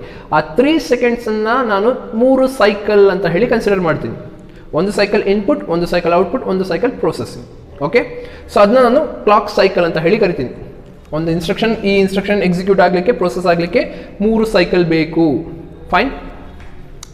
ಈಗ ರ್ಯಾಮ್ನಲ್ಲಿ ನಾನು ಈ 3 ಇನ್ಸ್ಟ್ರಕ್ಷನನ್ನು ಸ್ಟೋರ್ ಮಾಡಬೇಕು. ಫೈನ್. ಸೊ ಆ ರೀತಿ ಮಾಡುವಾಗ ಫಸ್ಟ್ ಇನ್ಸ್ಟ್ರಕ್ಷನ್, ಇದು ಇನ್ಸ್ಟ್ರಕ್ಷನ್ 1, 2, 3 ಹಿಂಗೆ ಹೋಗುತ್ತೆ. ಸೊ ಇನ್ಸ್ಟ್ರಕ್ಷನ್ 1ನಲ್ಲಿ 20 ಮತ್ತು 10 ಅದನ್ನ ನಾನು ಇನ್ಪುಟ್ ತಗೊಳ್ತಾ ಇದ್ದೀನಿ. ಒಂದೇ ಇನ್ಪುಟ್ ಅಥವಾ ಒಂದೇ ರೈಟ್ ಆಪ್ಷನ್ ಇರಬೇಕು. ಸೊ ಇನ್ಪುಟ್ ತಗೊಳ್ತೀನಿ ಅಂತ ಹೇಳುವಾಗ ನಾನು ನೆಕ್ಸ್ಟ್ ಇನ್ಪುಟ್ ತಗೊಳ್ಲಿಕ್ಕಾಗಲ್ಲ. ಸೊ ಅವಾಗ ನಾನು ಏನು ಮಾಡ್ತೀನಿ, ಇದು cycle 1, cycle 1, cycle 2. So read write ಮಾತ್ರ ತಗೊಳ್ತೀನಿ, ನಿಮ್ಮ ಅಂಡರ್ಸ್ಟ್ಯಾಂಡಿಂಗೋಸ್ಕರ ಹೇಳ್ತಾ ಇದ್ದೀನಿ. ಸೊ 20 ಮತ್ತು 10ಅನ್ನು ನಾನು ಇನ್ಸ್ಟ್ರಕ್ಷನ್ 1ಇಂದ ರೀಡ್ ತಗೊಳ್ತೀನಿ ಸೈಕಲ್ 1ನಲ್ಲಿ. ಸೈಕಲ್ 1ನಲ್ಲಿ ನಾನು ಇನ್ನೊಂದು ತಗೊಳ್ಲಿಕ್ಕಾಗಲ್ಲ, ಯಾಕೆಂದರೆ ಒಂದೇ ತಗೊಳ್ಲಿಕ್ಕಾಗೋದು. ಸೊ ಸೈಕಲ್ 2ಗೆ ಹೋಗ್ತೀನಿ. ಸೈಕಲ್ 2ಗೆ ಹೋಗುವಾಗ ನಾನು ರೈಟ್ ಮಾಡ್ಬೋದಾ? ರೈಟ್ ಮಾಡ್ತೀನಿ. 20 + 10 30 ರೈಟ್ ಆಗ್ತಾ ಇದೆ ಅಂತ ಹೇಳಿದರೆ ನಾನು ಇಲ್ಲಿ ರೀಡ್ ಮಾಡ್ಬೋದಲ್ವಾ? ಐ ಕ್ಯಾನ್ ರೀಡ್, ಯಾಕೆಂದರೆ ಇಲ್ಲಿ ಔಟ್ಪುಟ್ ಬರ್ತಾ ಇದೆ, ಇನ್ಪುಟ್ ಖಾಲಿ ಇದೆ. ಸೈಕಲ್ 1ನಲ್ಲಿ ಇನ್ಪುಟ್ ಖಾಲಿ, ಇನ್ಪುಟ್ ಡಿವೈಸ್ ಈಸ್ ಬಿಸಿ. ಯಾಕೆ ಬಿಸಿ? 20 10ಅನ್ನು ಅಕ್ಸೆಪ್ಟ್ ಮಾಡ್ಕೊಳ್ತಾ ಇದೆ, ಹಾಗಾಗಿ ಇದು ಬಿಸಿ. ಇನ್ಪುಟನ್ನು ನಾನು ಕೊಡಲಿಕ್ಕಾಗಲ್ಲ ಇದಕ್ಕೆ. ಆದರೆ ಸೆಕೆಂಡ್ ಸೈಕಲ್ನಲ್ಲಿ 30 ಅನ್ನೋದು 40 ಅನ್ನೋದು ಇನ್ಪುಟ್, ನಾನು 30 ಅನ್ನೋದು ರಿಸಲ್ಟ್ ಫ್ರಮ್ ಇನ್ಸ್ಟ್ರಕ್ಷನ್ 1. ಸೊ ಇದು ಔಟ್ಪುಟ್, ಇದು ಇನ್ಪುಟ್. ಸೊ ಇಲ್ಲಿ ಔಟ್ಪುಟ್ ಕೆಲಸ ಮಾಡ್ತಾ ಇದೆ, ಅದರ ಅರ್ಥ ಇನ್ಪುಟ್ ಖಾಲಿ ಇದೆ ಅಂತ, ಹೌದಲ್ವಾ? ಸೊ ಹಾಗಾದಾಗ ನಾನು ಇಲ್ಲಿ 30 and 40ಅನ್ನು ಇಲ್ಲಿ ತಗೊಳ್ತೀನಿ. ಸೊ ಸಿಂಕ್ರನಸ್ ಡೈನಮಿಕ್ ರ್ಯಾಮ್ ಹೆಂಗೆ ಕೆಲಸ ಮಾಡುತ್ತೆ? So based on the processor cycle. So ಯಾವಾಗ ನಾನು ಡೇಟಾ ತಗೋಬೇಕು, ಯಾವಾಗ ನಾನು ಡೇಟಾ ರಿಫ್ರೆಶ್ ಮಾಡ್ಕೊಂಡು ಹೋಗಬೇಕು, ಅದು ಪ್ರೊಸೆಸರ್ ಸೈಕಲ್ ಮೇಲೆ ಡಿಪೆಂಡ್ ಆಗಿರುತ್ತೆ. ಅರ್ಥ ಆಯ್ತಾ ಅಂತ ಅಂದ್ಕೊಳ್ತೀನಿ. ಸೊ 20 and 10, ಓಕೆ ಮತ್ತೆ ಎಕ್ಸ್ಪ್ಲೇನ್ ಮಾಡ್ತೀನಿ, ಕರೆಕ್ಟಾಗಿ ಕೇಳಿಸ್ಕೊಳ್ಳಿ. ಪ್ರೊಸೆಸರ್ ಸೈಕಲ್ ಹೆಂಗೆ ವರ್ಕ್ ಆಗುತ್ತಂತ ಇಷ್ಟು ಅರ್ಥ ಆಗಿದೆ ಅಂತ ಅಂದ್ಕೊಳ್ತೀನಿ. ಈ ಪರ್ಟಿಕ್ಯುಲರ್ I1 ಅನ್ನೋ ಇನ್ಸ್ಟ್ರಕ್ಷನ್ ಎಕ್ಸಿಕ್ಯೂಟ್ ಆಗಲಿಕ್ಕೆ 3 ಯೂನಿಟ್ ಟೈಮ್ ಅಥವಾ 3 ಸೈಕಲ್ಸ್ ಬೇಕು ಅಂತ ಅಂದ್ಕೊಳ್ಳಿ. ಸೊ ಅದರಲ್ಲಿ ನಾನು ಬರೀ 2 ಸೈಕಲ್ ಮಾತ್ರ ಕನ್ಸಿಡರ್ ಮಾಡ್ತೀನಿ, which is input and output. Okay, so synchronous dynamic RAM ಅಥವಾ SDR ರ್ಯಾಮ್ ಏನು ಹೇಳುತ್ತೆ, ಒಂದು ಸಲಕ್ಕೆ ಒಂದು ರೈಟ್ ಅಥವಾ ಒಂದು ರೀಡ್ ಮಾತ್ರ ಆಗಬೇಕು. ಮಲ್ಟಿಪಲ್ ರೀಡ್ಸ್ ಮಲ್ಟಿಪಲ್ ರೈಟ್ಸ್ ಆಗೋ ಹಾಗಿಲ್ಲ. ರೀಡ್ ಅಂತ ಹೇಳಿದರೆ ಇನ್ಪುಟ್ ಕೊಡೋದು, ರೈಟ್ ಅಂತ ಹೇಳಿದರೆ ಔಟ್ಪುಟ್ ಕಂಪ್ಯೂಟರ್ ನಮಗೆ ಕೊಡೋದು. ಸೊ ಇಲ್ಲಿ 20 ಮತ್ತು 10 ಇನ್ಸ್ಟ್ರಕ್ಷನ್ 1ನಲ್ಲಿ 20, 10 ಅನ್ನೋದು ಇನ್ಪುಟ್. ಸೊ ನಾನು ಇನ್ಪುಟನ್ನು ಕೊಡ್ತೀನಿ, 10, 20 ಇನ್ಪುಟ್ ಕೊಟ್ಟೆ. ಸೊ ಎರಡನೇ ಇನ್ಸ್ಟ್ರಕ್ಷನ್ 30, 40 ಅನ್ನೋದು ಇನ್ಪುಟ್. ನಾನು ಇಲ್ಲಿ ಇನ್ಪುಟ್ ತಗೊಳ್ಳಿಕ್ಕೆ ಆಗಲ್ಲ, ಯಾಕೆ ಅಂದರೆ ಒಂದು ಇನ್ಪುಟ್ ಆಲ್ರೆಡಿ ತಗೊಂಡ್ಬಿಟ್ಟಿದ್ದೀನಿ, ಇನ್ನೊಂದು ಇನ್ಪುಟ್ ನಾನು ಕೊಡ್ಲಿಕ್ಕೆ ಆಗಲ್ಲ. ಸೊ ಸೆಕೆಂಡ್ ಸೈಕಲ್ ಹೋಗ್ತೀನಿ, ಸೆಕೆಂಡ್ ಯೂನಿಟ್ ಟೈಮ್ನಲ್ಲಿ ಅದು ಔಟ್ಪುಟ್ ಪ್ರೊಡ್ಯೂಸ್ ಮಾಡುತ್ತೆ. ಸೊ ಅಂದರೆ ಇನ್ಪುಟ್ ಬಿಸಿ ಇದೆ, ಈಗ ಇನ್ಪುಟ್ ತಗೊಂಡಿದೆ, ಇನ್ಪುಟ್ ಬಿಸಿ ಇದೆ, ಇನ್ಪುಟ್ ಖಾಲಿ ಇಲ್ಲ, ಇನ್ನೊಂದು ಇನ್ಪುಟ್ ಕೊಡಲಿಕ್ಕೆ ಇದು ಖಾಲಿ ಇಲ್ಲ. ಸೊ ಇಲ್ಲಿಗೆ ಬರುವಾಗ ಔಟ್ಪುಟ್ ಬರಿತೀನಿ. ಸೆಕೆಂಡ್ ಸೈಕಲ್ನಲ್ಲಿ ಔಟ್ಪುಟ್ ಬಂದಿದೆ ಅಂದರೆ ಇನ್ಪುಟ್ ಖಾಲಿ ಆಯಿತು. ಸೊ ಈಗ ನಾನು ಇಲ್ಲಿ ಸೆಕೆಂಡ್ ಇನ್ಸ್ಟ್ರಕ್ಷನ್ನಿನ 30, 40 ಅನ್ನೋ ವ್ಯಾಲ್ಯೂನ ಇನ್ಪುಟ್ ಆಗಿ ತಗೊಳ್ತೀನಿ. ಸೊ ಇದನ್ನು ನಾನು ಸೈಕಲ್ಸ್ ಅಂತ ಹೇಳಿ ಕರಿತೀನಿ, CPU ಸೈಕಲ್ಸ್. ಈ ಸೈಕಲ್ಸನ್ನು ಸಿಂಕ್ರನೈಸ್ ಮಾಡಿಕೊಂಡು ರಿಫ್ರೆಶ್ ಆಗತ್ತೆ. ಯಾವುದು? Synchronous dynamic RAM. Okay, synchronous dynamic RAM synchronizes the clock speed of the processor. Okay, next DDR ರ್ಯಾಮ್ಗೆ ಬರೋದಾದರೆ, DDR RAM it works similarly like SDR RAM but in double rate. So double data rate, ಇದು single data rate, ಅಂದರೆ ಒಂದು ಸಲಕ್ಕೆ ಒಂದು right option ಮಾತ್ರ. ಇದರಲ್ಲಿ ಒಂದು ಸಲಕ್ಕೆ 2 ರೈಟ್ ಅಥವಾ 2 ಇನ್ಪುಟ್ ಅಥವಾ 2 ರೀಡ್ ಅಥವಾ 2 ರೈಡ್ ಆಪರೇಷನ್ ವರ್ಕ್ ಆಗ್ಬೋದು. ಈಗ ಇದನ್ನ ಅರ್ಥ ಆಗುತ್ತೆ ಅಂತ ಅಂದ್ಕೊಳ್ತೀನಿ. ಸೈಕಲ್ 1ನಲ್ಲಿ 3 ಒಟ್ಟಿಗೆ ಬಂದಿರುತ್ತೆ ಇನ್ಸ್ಟ್ರಕ್ಷನ್. ಸೈಕಲ್ 1ನಲ್ಲಿ 20, 10 ಇನ್ಪುಟ್ ಆಗಿ ತಗೊಂಡ್ರೆ ಡಬಲ್ ಡೇಟಾ ರೇಟ್ನಲ್ಲಿ ಹೆಂಗೆ ವರ್ಕ್ ಆಗುತ್ತೆ ಅಂದರೆ, ಇನ್ಪುಟ್ ಆಗಿ ತಗೊಂಡ್ರೆ ಒಂದು ಇನ್ಪುಟ್ ಆಯಿತು. ಡಬಲ್ ಡೇಟಾ ರೇಟ್ ಅಂದರೆ ಡಬಲ್, ಸಿಂಗಲ್ ಇದ್ದಿದ್ದು ಡಬಲ್ ಅಂದರೆ 2 ರೈಟ್ 2 ರೀಡ್ ತಗೋಬೋದು ಒಂದೇ ಸೈಕಲ್ನಲ್ಲಿ. ಅಂದರೆ ಫಸ್ಟ್ ಯೂನಿಟ್ ಟೈಮ್ನಲ್ಲಿ ಒಂದೇ ಸೆಕೆಂಡಿಗೆ 30, 40 ಈ ಇನ್ಪುಟನ್ನು ನಾನು ಕೊಡ್ಬೋದು. ಓಕೆ, ಬಟ್ ಫಸ್ಟ್ನಲ್ಲಿ ಏನಾಯಿತು, ಸಿಂಕ್ರನಸ್ ಡೈನಮಿಕ್ ರ್ಯಾಮ್ನಲ್ಲಿ ನಾನು ಬರೀ ಫಸ್ಟನ್ನು ಮಾತ್ರ ಕೊಡ್ಲಿಕ್ಕಾಯಿತು. ಸೆಕೆಂಡ್ ಇನ್ಪುಟ್ ನಾನು ಸೆಕೆಂಡ್ ಸೈಕಲ್ ಅಂದರೆ ಸೆಕೆಂಡಿಗೆ ಸೆಕೆಂಡ್ ಯೂನಿಟ್ ಟೈಮಿಗೆ ನಾನು ಕೊಡಬೇಕಾಗಿತ್ತು. ಯಾವುದರಲ್ಲಿ? ಸಿಂಕ್ರನಸ್ ಡೈನಮಿಕ್ ರ್ಯಾಮ್ನಲ್ಲಿ. ಬಟ್ ಡಬಲ್ ಡೇಟಾ ರೇಟ್ ರ್ಯಾಮ್ನಲ್ಲಿ ನಾನು ಏನು ಮಾಡ್ತೀನಿ, ಒಂದೇ ಸಲಕ್ಕೆ 2 ಇನ್ಪುಟನ್ನು ಒಟ್ಟಿಗೆ ಕೊಡ್ಬೋದು, ಒಂದೇ ಸೆಕೆಂಡಿಗೆ ಕೊಡ್ಬೋದು, ಫಸ್ಟ್ ಯೂನಿಟ್ ಟೈಮ್ನಲ್ಲೇ ಕೊಡ್ಬೋದು. So this is double data rate RAM. Hope ನಿಮಗೆ ಅರ್ಥ ಆಗಿದೆ ಅಂತ ಅಂದ್ಕೊಳ್ತೀನಿ. ಸೊ ಹಾಗಾದರೆ ಓಕೆ, ಇದಿಷ್ಟು ಇಂಟರ್ನಲ್ ಸ್ಟೋರೇಜಸ್ ಬಗ್ಗೆ ಅಥವಾ ಇಂಟರ್ನಲ್ ಮೆಮೊರೀಸ್ ಬಗ್ಗೆ. ಹಾಗಾದರೆ ಇಷ್ಟೊತ್ತು ನಾವು ನೋಡಿದ್ರಲ್ಲಿ registers, cache memory, primary memory ಇದನ್ನ ನೋಡಿದ್ವಿ. ಸೆಕೆಂಡರಿ ಮೆಮೊರಿ ನಿಮಗೆ ಫಸ್ಟ್ ಇಯರ್ನಲ್ಲೇ ಹೇಳಿದೆ ತುಂಬ ಸ್ಲೋ ಇರುತ್ತೆ ಪ್ರೈಮರಿ ಮೆಮೊರಿಗಿಂತ ಅಂತ. ಸೊ ನಾನು ಇಲ್ಲಿ ಏನು ಡಯಾಗ್ರಾಮ್ ಬರೆದಿದ್ದೀನಿ, ಆಕ್ಸೆಸ್ ಟೈಮ್ ಅಂತ ಹೇಳಿದರೆ ಡೇಟಾನ ರೀಚ್ ಮಾಡೋದು ಅಥವಾ ಡೇಟಾನ ಯೂಸ್ ಮಾಡ್ಕೊಳ್ಳುವಂಥ ಟೈಮ್. ಸ್ಟೋರೇಜ್ ಸೈಜ್ ಅಂತ ಹೇಳಿದರೆ ಆ ಒಂದು ಪರ್ಟಿಕ್ಯುಲರ್ ಮೆಮೊರಿಗೆ ಎಷ್ಟು ಸೈಜ್ ಬರುತ್ತೆ ಅಂತ. ಸಾರಿ, ರಿಜಿಸ್ಟರ್ ಸ್ಟೋರೇಜ್ ಕಮ್ಮಿ, ಆಕ್ಸೆಸ್ ಟೈಮ್ ಬೇಗ. ಸೊ ಕ್ಯಾಶ್ ಆಕ್ಸೆಸ್ ಟೈಮ್ ರಿಜಿಸ್ಟರ್ಗಿಂತ ಕಮ್ಮಿ, ಸ್ಟೋರೇಜ್ ರಿಜಿಸ್ಟರ್ಗಿಂತ ಜಾಸ್ತಿ. ಪ್ರೈಮರಿ ಸ್ಟೋರೇಜ್ ಆಕ್ಸೆಸ್ ಟೈಮ್ ಇದೆರಡಕ್ಕಿಂತ ಕಮ್ಮಿ, ರಿಜಿಸ್ಟರ್ ಆ್ಯಂಡ್ ಕ್ಯಾಶ್ ಮೆಮೊರಿಗಿಂತನೂ ಕಮ್ಮಿ, but storage register and cache ಮೆಮೊರಿಗಿಂತನೂ ಜಾಸ್ತಿ. ಸೇಮ್ ವೇ ಸೆಕೆಂಡರಿ ಸ್ಟೋರೇಜ್ ಈ 3 ಮೆಮೊರಿ ಪ್ಲೇಸಸ್ ಏನು ಬರುತ್ತೆ ಅದಕ್ಕಿಂತ ಆಕ್ಸೆಸ್ ಟೈಮ್ ತುಂಬಾ slow. Register speed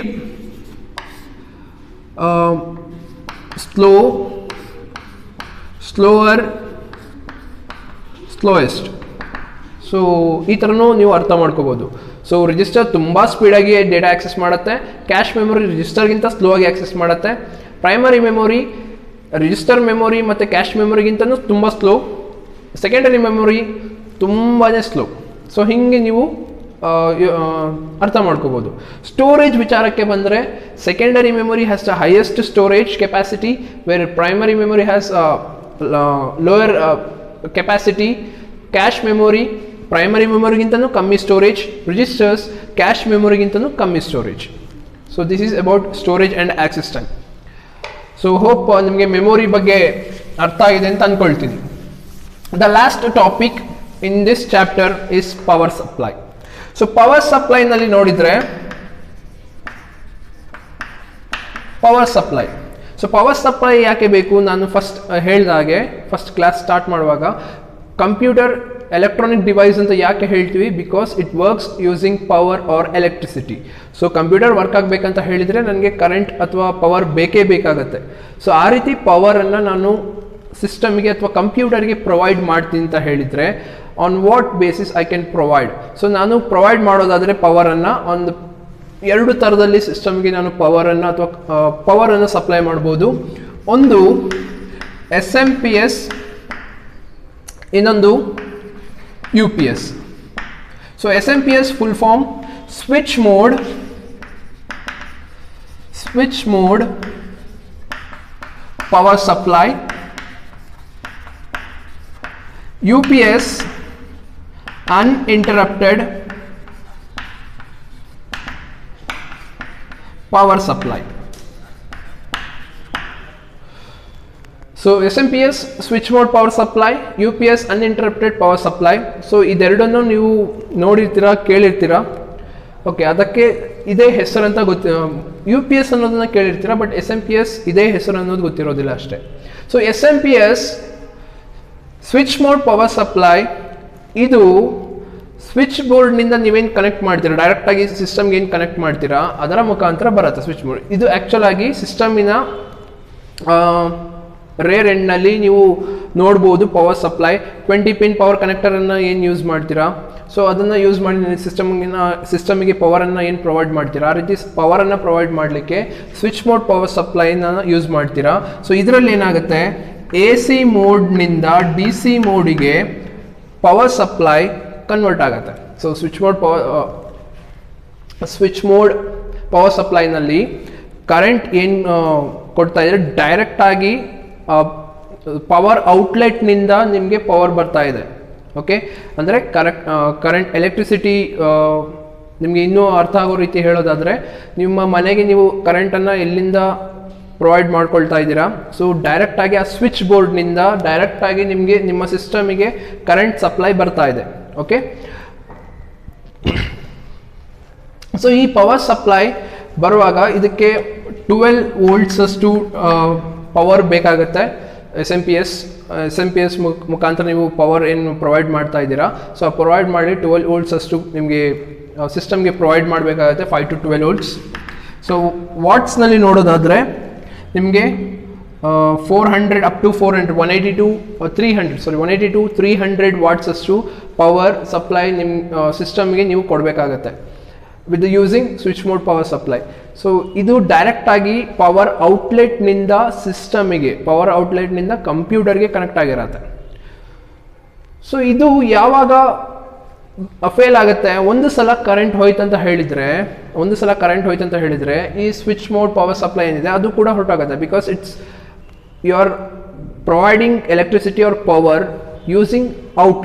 using electrical outlet. ಆ ಔಟ್ಲೆಟನ್ನು ಯೂಸ್ ಮಾಡಿ ನೀವು ಪವರ್ ಸಪ್ಲೈ ಮಾಡ್ತಾ ಇರೋದ್ರಿಂದ ಒಂದು ಸಲ ಕರೆಂಟ್ ಹೋಯ್ತು ಅಂತ ಹೇಳಿದರೆ ಕರೆಂಟ್ ಸಿಸ್ಟಮ್ಗೆ ಪವರ್ ಸಪ್ಲೈ ಕಟ್ ಆಗಿಬಿಡತ್ತೆ.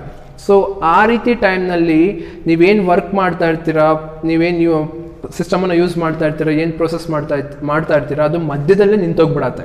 ಸೊ ಸೇವ್ ಆಗೋದೇ ಇಲ್ಲ, ನೀವು ಮಾಡಿರೋ ಕೆಲಸ ಎಲ್ಲ ವೇಸ್ಟ್ ಆಗಿಬಿಡತ್ತೆ. ಸೊ ಆ ರೀತಿ ಸಿಚುವೇಶನ್ ಇದ್ದಾಗ, ಆ ರೀತಿ ಟೈಮ್ನಲ್ಲಿ ನಿಮ್ಮ ಒಂದು ಡೇಟಾನ ಉಳಿಸ್ಲಿಕ್ಕೆ ಅಥವಾ ಆ ಡೇಟಾ ಏನು ವರ್ಕ್ ಮಾಡ್ತಾ ಇರ್ತೀರ, ಏನು ಪ್ರೊಸೆಸ್ ಮಾಡ್ತಾ ಇರ್ತೀರ, ಆ ಡೇಟಾ ಸೇವ್ ಮಾಡಲಿಕ್ಕೆ ಯು ಪಿ ಎಸ್ ಅನ್ನು ಯೂಸ್ ಮಾಡ್ತೀವಿ.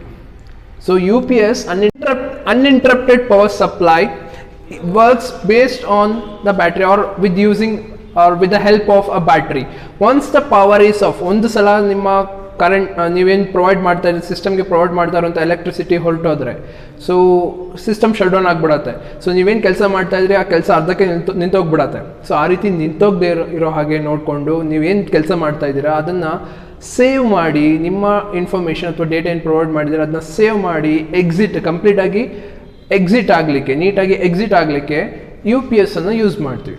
Okay, so U P S is actually used as inverter, ಇದನ್ನು ನಾವು ಇನ್ವರ್ಟರ್ ಅಂತ ಕೂಡ ಹೇಳಿ ಕರಿತೀವಿ, used as inverter to provide electricity or to provide power to the computer once the main power is gone or off. So ಒಂದು ಸಲ current ಹೋಯ್ತು ಅಂತ ಹೇಳಿದರೆ ನಿಮ್ಮ ಸಿಸ್ಟಮ್ ಶಟ್ ಡೌನ್ ಆಗದೇ ಇರೋ ರೀತಿ ನೋಡ್ಕೊಳ್ಳಿಕ್ಕೆ, ಅದಕ್ಕೆ ಇನ್ನೂ ಕರೆಂಟನ್ನು ಅಥವಾ ಪವರನ್ನು ಪ್ರೊವೈಡ್ ಮಾಡಲಿಕ್ಕೆ ಯೂಸ್ ಮಾಡುವಂತಹ ಡಿವೈಸನ್ನು ನಾವು ಯು ಪಿ ಎಸ್ ಅಂತ ಹೇಳಿ ಕರಿತೀವಿ. ಓಕೆ, ಸೊ ಯು ಪಿ ಎಸ್ನಲ್ಲಿ ನಾವು ನೋಡೋದಾದರೆ ವಿ ಹ್ಯಾವ್ ಟೂ ಟೈಪ್ಸ್. ಮೊದಲನೇದು offline U P S. So offline U P S is also referred as stand by U P S. ಎರಡನೇದು online U P S.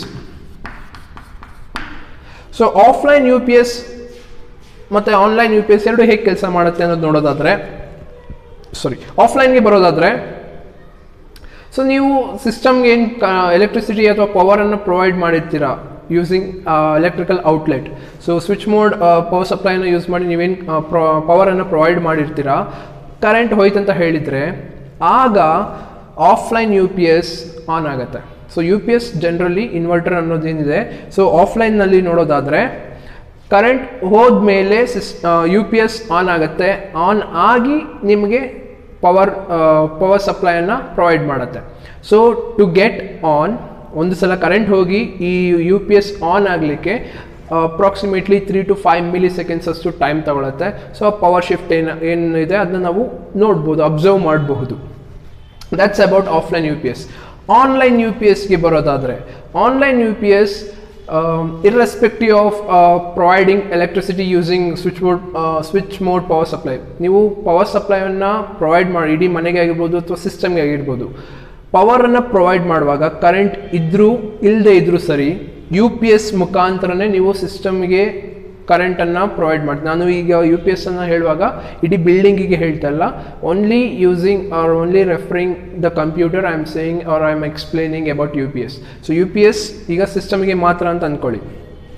So ಆಫ್ಲೈನಲ್ಲಿ ಏನಾಗುತ್ತೆ, ಇದು ನಿಮ್ಮ computer ಅಂತ ಹೇಳಿ ಅಂದ್ಕೊಳ್ಳಿ, ಕಂಪ್ಯೂಟರ್. ಸೊ ಇದು ನಿಮ್ಮ ಕಂಪ್ಯೂಟರ್. ಸೊ ಇದಕ್ಕೆ ಸ್ವಿಚ್ ಬೋರ್ಡ್ ಮುಖಾಂತರ ನೀವು ಕರೆಂಟ್ ಸಪ್ಲೈನ ಪ್ರೊವೈಡ್ ಮಾಡ್ತಾ ಇದ್ದೀರಾ. ಕಂಪ್ಯೂಟರಿಗೆ ನೀವು, ಇದು ಯು ಪಿ ಎಸ್, ಸೊ ಇದು ಕಂಪ್ಯೂಟರ್. ಸೊ ಯು ಪಿ ಎಸ್ಸಿಗೆ ಪವರ್ ಸಪ್ಲೈಯಿಂದ ಕೂಡ ಕನೆಕ್ಟ್ ಆಗಿರುತ್ತೆ. ಸೊ ಈ ಪವರ್ ಸಪ್ಲೈನಿಂದ ಸಿಸ್ಟಮ್ ರನ್ ಆಗ್ತಾ ಇರುತ್ತೆ, ಇದು ಆಫ್ಲೈನ್. ಈ ಯು ಪಿ ಎಸ್ ಈ ಪವರ್ ಸಪ್ಲೈಯಿಂದ ಸಿಸ್ಟಮ್ ರನ್ ಆಗ್ತಾ ಇರುತ್ತೆ. ಒಂದು ಸಲ ಪವರ್ ಹೋಯ್ತಂತ ಹೇಳಿದರೆ ಆಗ ಇದಕ್ಕೆ ಈ ಯು ಪಿ ಎಸ್ಗೆ ಇನ್ಫಾರ್ಮೇಶನ್ ಬರುತ್ತೆ, ಓಕೆ ಪವರ್ ಆಫ್ ಆಗಿದೆ ಅಂತ. ಆಗ ಈ ಯು ಪಿ ಎಸ್ ಆನ್ ಆಗುತ್ತೆ. ಆನ್ ಆದಮೇಲೆ ನಿಮ್ಮ ಸಿಸ್ಟಮ್ಮಿಗೆ ಆ ನಂತರದಲ್ಲಿ ಕರೆಂಟ್ ಹೋದ ನಂತರದಲ್ಲಿ ನಿಮ್ಮ ಸಿಸ್ಟಮ್ಮಿಗೆ ಪವರ್ ಸಪ್ಲೈಯನ್ನು ಪ್ರೊವೈಡ್ ಮಾಡುತ್ತೆ. ಇದು ಆಫ್ಲೈನ್. ಆ ರೀತಿ ಪ್ರೊವೈಡ್ ಮಾಡಲಿಕ್ಕೆ ಯು ಪಿ ಎಸ್ ಅನ್ನೋದೇನಿದೆ, ಈ ಯು ಪಿ ಎಸ್ ಆನ್ ಆಗಲಿಕ್ಕೆ ಅಪ್ರಾಕ್ಸಿಮೇಟ್ಲಿ 3 to 5 milliseconds ತಗೊಳತ್ತೆ. ಓಕೆ, ಸೊ ಇದು offline U P S. Online U P ಎಸ್ಗೆ ಬರೋದಾದರೆ ಸೇಮ್ ಸಿಸ್ಟಮ್, ಇದು ಕಂಪ್ಯೂಟರ್. ಸೊ ಇದು ನಿಮ್ಮ ಕಂಪ್ಯೂಟರ್, ಇದು ಯು ಪಿ ಎಸ್ ಅಂತ ಹೇಳಿ ಕನ್ಸಿಡರ್ ಮಾಡೋಣ. ಇದು ಯು ಪಿ ಎಸ್, ಇದು ಪವರ್ ಸಪ್ಲೈ, ಇದು power supply S M P S. So S M P ಎಸ್ನಿಂದ ನೀವು ಡೈರೆಕ್ಟಾಗಿ ಯು ಪಿ ಎಸ್ಗೆ ಕನೆಕ್ಟ್ ಮಾಡ್ತೀರಾ, ಯು ಪಿ ಎಸ್ನಿಂದ ಡೈರೆಕ್ಟಾಗಿ ಸಿಸ್ಟಮ್ಗೆ ಪವರ್ ಸಪ್ಲೈ ಕೊಡ್ತೀರಾ. ಸೊ ಪವರ್ ಇದ್ದರೂ ಕರೆಂಟ್ ಇದ್ದರೂ, ನಿಮಗೆ ಅರ್ಥ ಆಗೋ ರೀತಿ ಹೇಳೋದಾದರೆ, ಕರೆಂಟ್ ಇದ್ದರೂ ಇಲ್ಲದೆ ಇದ್ದರೂ ಸಹ ಯು ಪಿ ಎಸ್ನಿಂದ ಯಾವಾಗಲೂ ಕಂಪ್ಯೂಟರಿಗೆ ಪವರ್ ಸಪ್ಲೈ ಆಗ್ತಾನೆ ಇರುತ್ತೆ. ಸೊ ಯು ಪಿ ಎಸ್ಗೆ ಈ ಪವರ್ ಸಪ್ಲೈ SMPSನಿಂದ ಡೈರೆಕ್ಟ್ ಚಾರ್ಜ್ ಆಗೋದು ಅಥವಾ ಇದಕ್ಕೆ ಕರೆಂಟ್ ಫ್ಲೋ ಆಗೋದು ಇಲ್ಲಿಂದ ಆಗುತ್ತೆ. ಬಟ್ ಯು ಪಿ ಎಸ್ ಇಂದ ಯಾವಾಗಲೂ ಡೈರೆಕ್ಟಾಗಿ ಸಿಸ್ಟಮ್ ಕನೆಕ್ಟ್ ಆಗಿರುತ್ತೆ. SMPSನಿಂದ ಡೈರೆಕ್ಟಾಗಿ ಮಾನಿಟರ್ಗೆ ಅಥವಾ ಸಿಸ್ಟಮ್ಗೆ ಕನೆಕ್ಟ್ ಆಗಿರೋದಿಲ್ಲ. ಬದಲಿಗೆ U P S, online U P S ನೋಡೋದಾದರೆ ಯು ಪಿ ಎಸ್ನಿಂದ ಯಾವಾಗಲೂ ಪವರ್ ಸಪ್ಲೈ ಸಿಸ್ಟಮ್ಗೆ ಹೋಗುತ್ತೆ. ಯು ಪಿ ಎಸ್ಸಿಗೆ SMPS ಮೋಡ್ನಿಂದ ಅಥವಾ ಡೈರೆಕ್ಟ್ ಎಲೆಕ್ಟ್ರಿಕಲ್ ಔಟ್ಲೆಟ್ನಿಂದ ಪವರ್ ಸಪ್ಲೈ ಆಗ್ತಾ ಇರುತ್ತೆ. ಸೊ ಈ ರೀತಿ ಮಾಡೋದ್ರಿಂದ ಈ ಕಂಪ್ಯೂಟರ್ ಯಾವತ್ತೂ ಕೂಡ ಶಟ್ ಡೌನ್ ಆಗೋದಿಲ್ಲ, ಮಧ್ಯದಲ್ಲಿ ಇಂಟರಪ್ಟ್ ಆಗೋದಿಲ್ಲ. ಆಫ್ಲೈನಲ್ಲಿ ಆ 3 to 5 milliseconds ಆಫ್ ಆಗಿ ಆನ್ ಆಗೋ ಥರ ಪ್ರೋಸೆಸ್ ಇತ್ತಲ್ವ, ಆ ಪ್ರೋಸೆಸ್ ಆನ್ಲೈನಲ್ಲಿ ಆಗೋದಿಲ್ಲ. ಸೊ ಯಾವಾಗಲೂ ರೆಗ್ಯುಲರ್ ಆಗಿ ಕರೆಂಟ್ ಫ್ಲೋ ಆಗ್ತಾನೆ ಇರುತ್ತೆ. So this is about U P S. ಹಾಗೆ online U P S is costlier than offline U P S. Okay, so this is all about the topics in first chapter, which is typical configuration of computers. Hope ಎಲ್ರಿಗೂ ಅರ್ಥ ಆಗಿದೆ ಅಂತ ಅಂದ್ಕೊಂಡಿದ್ದೀನಿ. Thank you.